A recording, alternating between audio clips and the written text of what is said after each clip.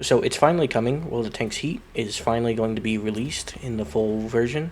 Um, I just kind of want to go over this and see and make predictions on what will change compared to the CBT. I believe the grind will be lengthened, so for casual players, it will take probably at least a solid week to actually grind out a full vehicle with all of its upgrades. And in order to get your crew, or not your crew, but your operator, in to max level, um, for that, I also want to. I hope what will be coming is there will also be increased variations in the actual upgrades available. I do hope that they locked in this past month and we're just able to kind of flesh everything out in that sense. I also hope the agents themselves will have multiple upgrades instead of just the 1 and 2 level upgrades. I hope that it's a fully fleshed out system with 1, 2, and 3 and 4 level upgrades. We will kind of have to just wait and see kind of how that is. Predictions, I hope the way that they are going to be doing releasing of vehicles, if they are going with the battle pass route for releasing those vehicles, I do hope they become available for purchase afterwards. I do not want any vehicles in this game to be a FOMO vehicle where you have to grind it out, and if you don't grind it out within that set week or set time for that battle pass, you just lose the chance to get it forever, and that there's an alternate option to grind it for free. If they do release tanks on the paid battle pass, I do hope that if it is a paid battle pass, that is, and the tanks are locked behind the payment, I hope that they become available free to play afterwards. I generally just don't think it's a good idea to have any vehicles be paid for, even if they're in the battle pass. Variants of the same exact vehicle with a cool skin, I think that's perfectly fine. But brand new vehicles shouldn't be dropped via the battle pass, in my opinion, just because of the possibility of the competitive nature of this game. Um, I do expect there to be some form of monetization. It is a wargaming game. I do hope it's not as bad as I would say as it is in World of Tanks, where some vehicles are really good, but you can only buy them, and that just doesn't make sense for a game like this, especially for the direction that I hope they're taking. Specifically with them having tournaments in Alpha 1 and Alpha 2, that shows that they actually kind of want this game to be semi-competitive. In that sense, I just, hope that there's not too much of a paywall for things. I am perfectly fine with some skins and stuff being like that, being paid for.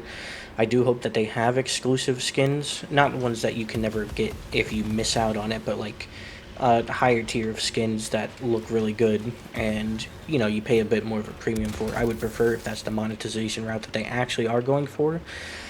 Now, let's kind of just move past the monetization because we won't know until the actual game drops. Things that I do hope are kind of present day one is I do hope they reintroduce the top 100. I understand that not everyone is hyper competitive, and for most people it won't really make too much of a difference.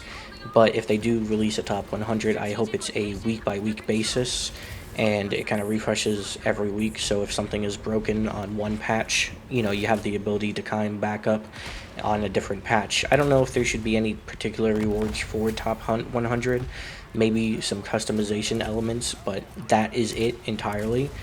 When it comes to actual modules for vehicles, I do know that some modules were being tested in Alpha 2 with the fact of having them be behind a battle pass system, or not the battle pass system, it was the like operator system where you would purchase them from the specific dealers. In that sense, I don't think it's a great idea because they seem to be time limited. I'm not a huge fan of time gating modules, especially if they're really good modules. And some of those modules in the Alpha 2 were actually really good modules locked behind the dealers, quote unquote. Um, hmm. Other than that, I am kind of hopeful. I do hope they did flesh out some of the bugs and that they are gone, especially like with Punch.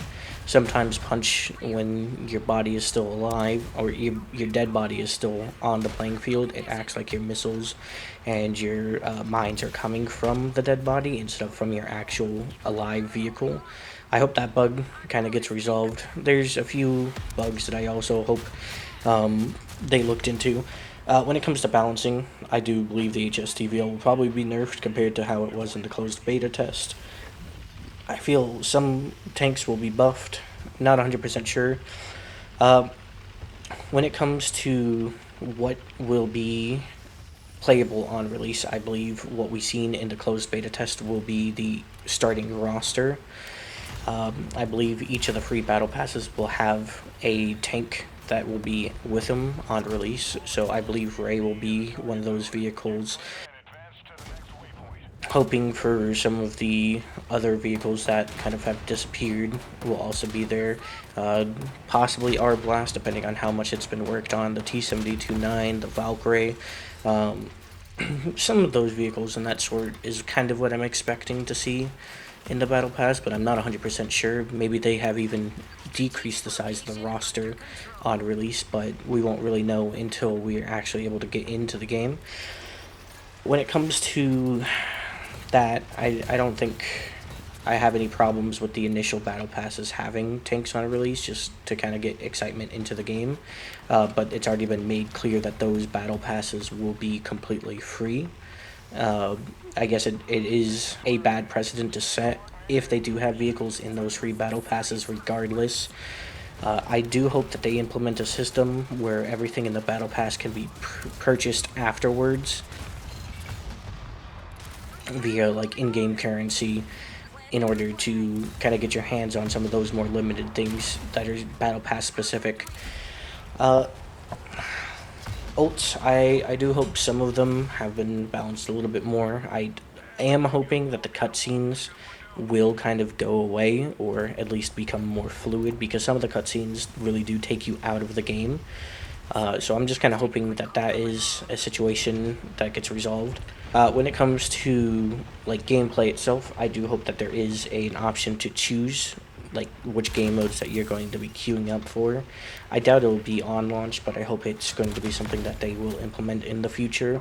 I also don't think that there will be any ranked game mode on launch, just based off of what all development I've seen. There possibly could be, and I could be completely wrong, but I feel like that is something that is going to come out once the game is more settled and knows exactly the direction that it's going to be taking. But other than that, there's not super much to talk about. There hasn't been any new information that's been released. I don't know if they will be reverting any of the changes that they made in the closed beta either. I do hope some of the maps will get back their 5 bases instead of 3 bases on the 10v10 mode. I also don't think that they'll ever go back to the 1 agent, 1 vehicle, and that is a little bit unfortunate in my eyes. I did prefer it. But I think 1 agent with 2 vehicles is also an acceptable route. As long as they don't go past 2 vehicles per agent, it should be fine. It's a little easier. I understand it's a little easier on them to build out ultimates and kits on a 1 agent 2 vehicle basis. So we'll just kind of have to see where that goes. Vehicles that I hope that they buff. I hope they buff the M55A1. I hope they buff the Hound Leo. I hope they buff the M3E1 a bit so that they're a bit more competitive on launch. Things that I do believe that they will have nerfed and 100% guaranteed are nerfed is the Amex 10C. The shields on it are definitely getting nerfed. That's already been confirmed.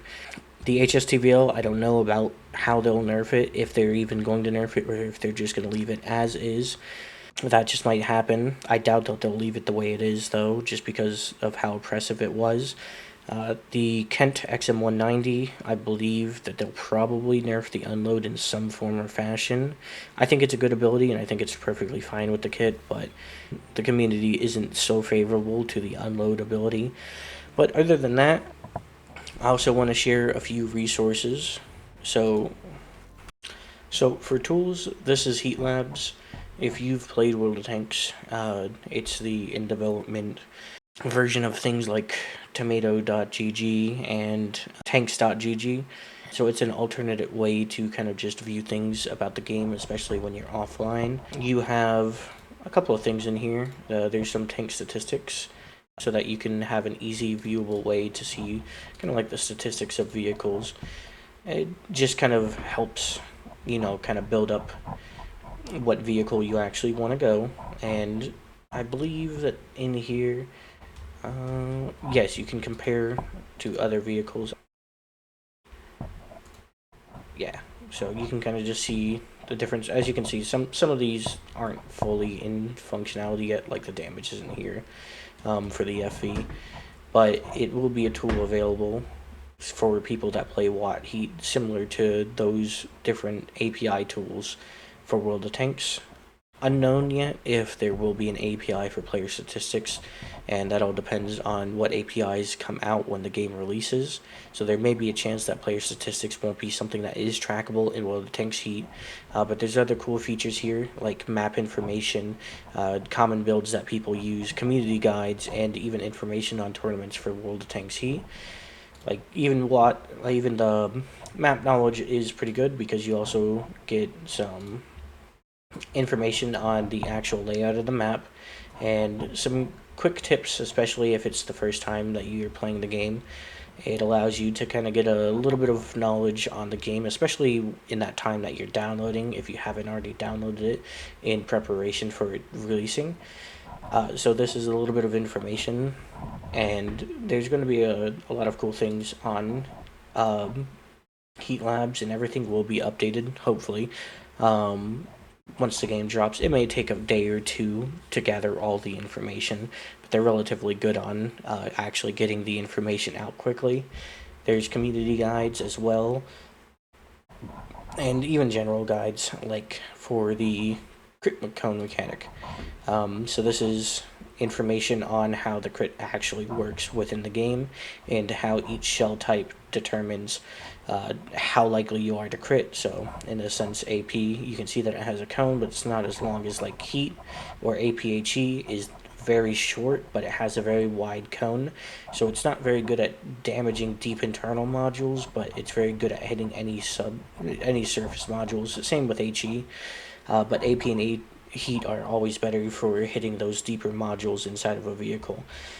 Uh, but there's a bunch of useful information on it here, so you guys should definitely go and check them out. And I definitely believe I will be using this in the future too. Yeah, it's a bunch of cool information here. Go check it out. And I hope you guys enjoyed the video. Have a good one.